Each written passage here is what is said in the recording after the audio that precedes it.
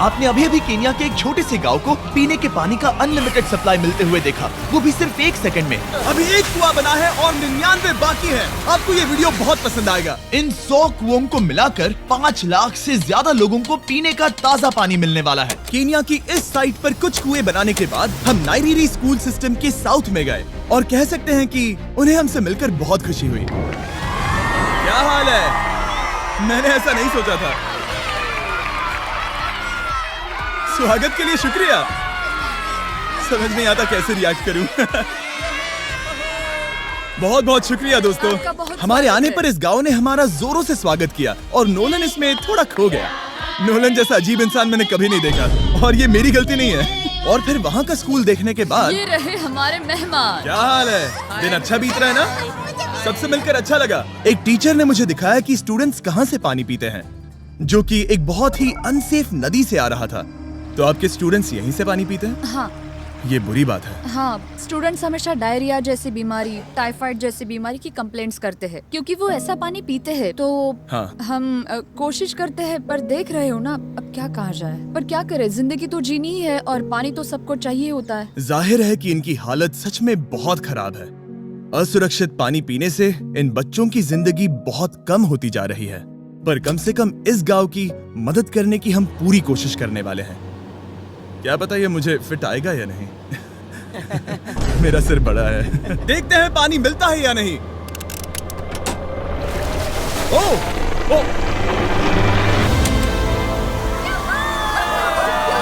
बारिश हो रही है, क्या नजारा है। पानी जमीन से बाहर आने के बाद उसे ऐसे बैरल्स में इकट्ठा किया गया और बैरल्स को वाटर टावर्स पर लगाने के बाद आसपास के गांव के लोगों के पास सिर्फ पीने के लिए साफ पानी ही नहीं था, पर एक प्रेशराइज्ड वाटर सोर्स भी था, जिसका मतलब है कि लॉन्ड्री के लिए सुरक्षित पानी भी मिलेगा। और खींचो। मुझे बताओ ये नोलन की मॉम से कितना हैवी है? नोलन की मॉम से दुगना। ओह गॉड। मैं तुम्हें यहाँ से धकेल दूंगा। ठीक है, इसे अब यहाँ रख दो।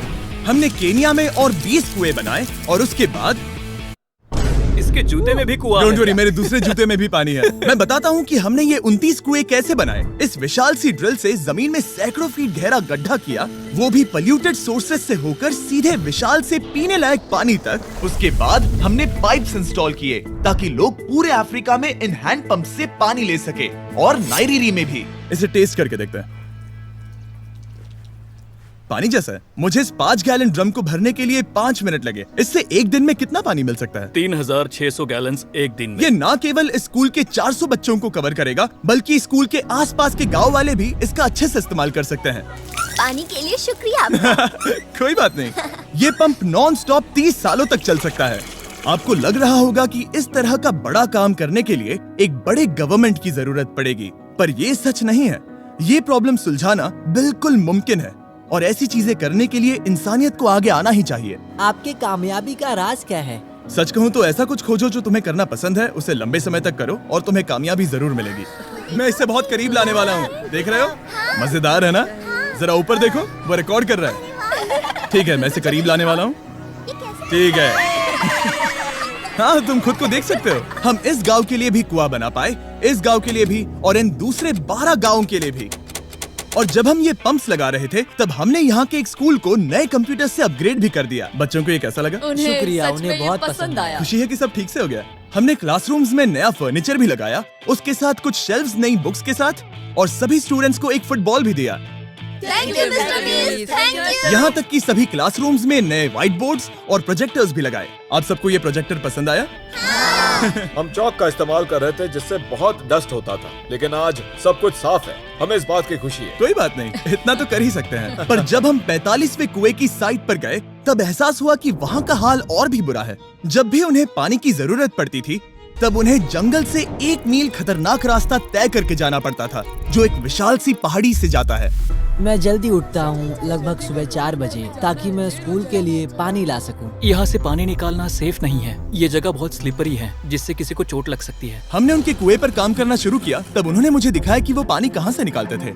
आपको दिन में ऐसे कितने चक्कर लगाने पड़ते हैं? 2 बार। दिन में 2 बार? ओह वाह, तो एक आम स्टूडेंट ऐसा ही कुछ ले जाता है? हाँ। ओह गॉड, अगर 200 स्टूडेंट्स ऐसा रोज करते हैं तो ये कितना मुश्किल होगा? बहुत मुश्किल हो सकता है।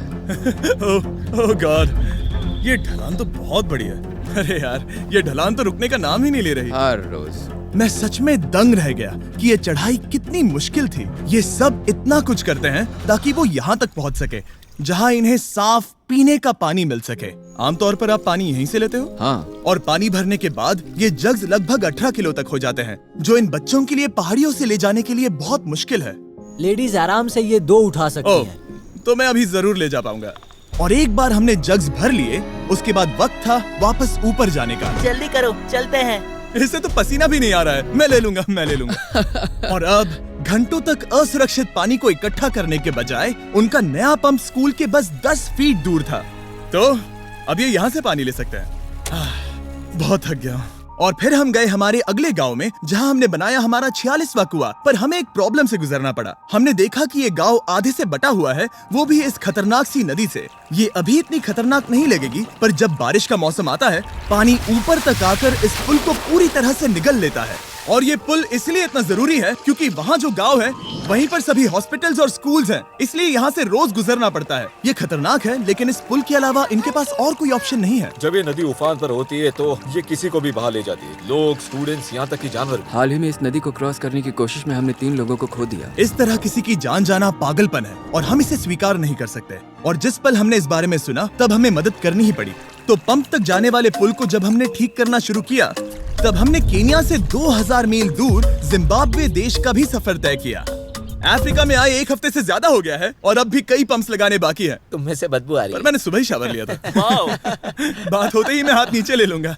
इस काम के लिए मैं तुम दोनों पर भरोसा कर सकता हूँ? हाँ। हमें सबसे पहले एक लोकल हॉस्पिटल की जांच करनी थी, जहाँ साफ पानी की सख्त जरूरत थी। अंदर जाने पर हमें पता चला कि इस क्लिनिक की इस गाँव को कितनी जरूरत थी। 1 साल में यहाँ पर कितने बच्चे जन्म लेते हैं? 1 महीने में करीब 50। इसका मतलब 1 साल में पूरे 600। वाह! पर दुख की बात यह है कि इन प्रेग्नेंट महिलाओं को सिर्फ पानी लाने के लिए 1 मील तक जाना पड़ता है और इन भारी बकेट्स को लेकर वापस आना पड़ता है। पर अच्छी खबर ये है कि हमने इनकी पैसों से मदद की यहाँ पर एक मॉडर्न पंप लगाने के लिए। और अब बस देरी थी इसे शुरू करने की। ठीक है नोलन, क्या तुम तैयार हो? मैं तैयार हूँ। ओवर। मुझे एक ड्रामेटिक जूम इन दो। नोलन, मैंने बटन दबा दिया है, ये काम कर रहा है? पानी आ रहा है। आप जाकर चेक करना चाहेंगे? हाँ। वहाँ पर? हाँ, चलो चलिए, चलते हैं। लोगों को पानी मिलता देख मुझे आखिर बहुत अच्छा खुशी हो पानी रही मिल ही है। गया। ये सच में कमाल की बात है। हमारा नोलन एक प्रोफेशनल डांसर है। हाँ। यकीन नहीं हो रहा, मैं डांस कर रहा हूँ। वो कर क्या रहा है? ओह गॉड, सॉरी, मैं नहीं चाहता कि आप इसे और देखें। साफ पानी मिले ये पक्का करने के अलावा इस गांव में बहुत से स्टूडेंट्स को ट्रांसपोर्टेशन की भी दिक्कत थी, तो हमने इन सबको नई साइकिल्स देने का फैसला किया। बच्चे बहुत ज्यादा हैं, पर हमने साइकिल्स भी उतनी ही खरीदी हैं। सच बताऊं तो मुझे साइकिल चलाना नहीं आता। जिमी को सिर्फ साइकिल देना आता है। कभी इसे चलाना नहीं सीखा। तो चलो हम एक रेस लगाते हैं। 3, 2, 1, गो! ओह माय गॉड, सभी मुझसे आगे जा रहे हैं। संभल के, मुझे चलाना नहीं आता, किसी को उड़ाना नहीं चाहता। तुम इसे चलाओगे? ठीक है, जाओ चलाओ। ओके। और इन्हें साइकिल्स देने के बाद हमने तब तक पंप्स लगाए जब तक हम पहुंच गए कुआं नंबर 69 तक। ये कुआं सोलर पावर्ड है, जो गांव के किसानों के लिए खास बनाया गया है, ताकि इनकी फसलों और जानवरों को जरूरत से ज्यादा पानी मिल सके। चाहे गर्मी हो या फिर बिजली ना हो, इससे कोई फर्क नहीं पड़ेगा। और एक पैनल है 200 वॉट्स का, जो एक पंप से जुदा है। ये पंप हर घंटे 5000 लीटर पानी खींच सकता है। बेसिकली ये अनलिमिटेड पानी का सोर्स है इस पूरे गाँव के लिए।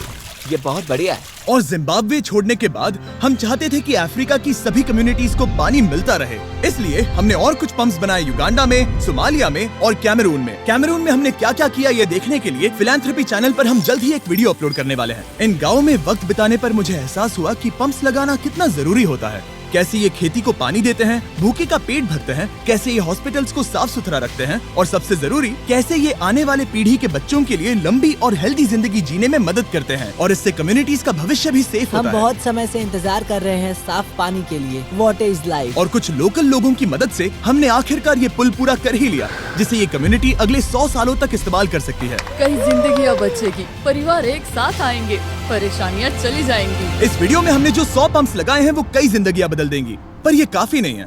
इसीलिए मैं चाहता हूँ कि आप जाने से पहले beachphilanthropy.org/wells पर जाएं और मुमकिन हो तो पैसे डोनेट करें। मैं सच कह रहा हूँ, हमें इस वीडियो से एक पैसे का भी फायदा नहीं हो रहा है। इस वीडियो से जितने भी पैसे आएंगे वो 100% इन पंप्स को बनाने में खर्च होंगे, वो भी पूरी दुनिया में। पता है ये अजीब है कि एक यूट्यूबर को ये सब करना पड़ रहा है, पर किसी को तो करना ही होगा। अगर कोई नहीं करेगा तो हम ये करेंगे ही। आप देख सकते हैं इस काम से कई कम्युनिटीज की जिंदगियां बदल रही हैं। और फाइनली 100वां पंप। ओह माय गॉड, मुझे माफ करना।